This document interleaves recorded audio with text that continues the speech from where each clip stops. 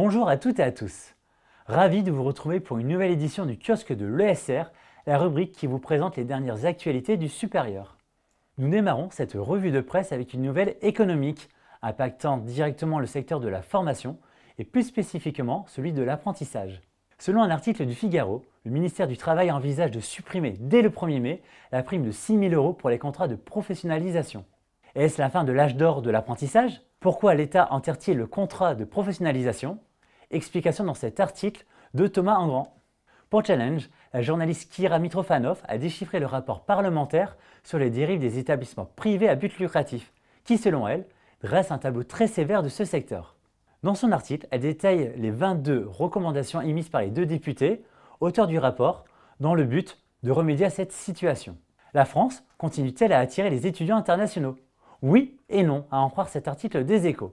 Dans celui-ci, Marie-Christine Corbier explique que la croissance est bien présente, mais elle est moins dynamique que d'autres pays, au point que la France pourrait perdre sa 6e place au profit de la Chine.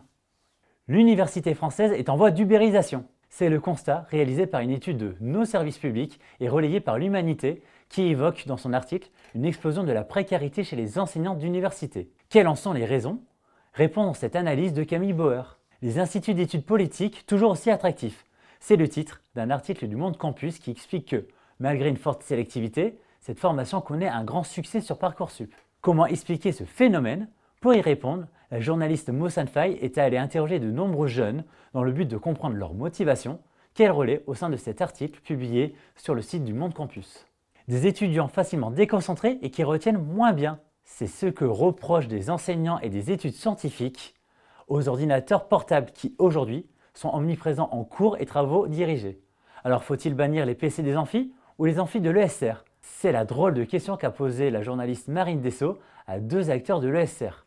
Un directeur de la transformation digitale et un enseignant qui interdit les ordinateurs durant ses cours. Malgré quelques désaccords sur certains points, ils arrivent tous les deux à la même conclusion qui est expliquée dans cet article publié sur Campus Matin. Voilà, c'est tout pour cette revue de presse.